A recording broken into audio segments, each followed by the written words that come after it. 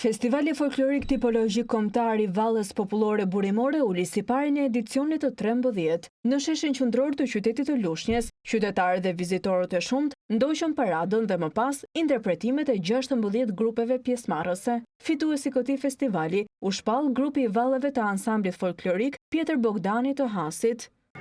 Është emocioni i dhënës çmimit të fundit për këtë edicion të 13, i cili besoj se ishte një eksperiencë shumë e këndshme për të gjithë. Tani unë doja ta dëgjoja edhe njëra të daullën e grupit të vallëve të ansamblit Pjetër Bogdani të Hasit.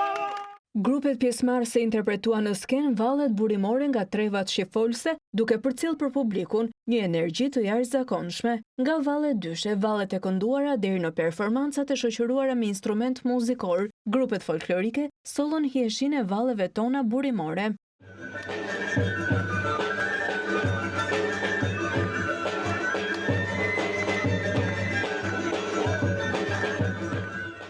Festivali folklorik tipologjik kombëtar i Vallës Popullore Burimore u mbyll me performancën e ansamblit shtetëror të këngëve dhe valleve popullore.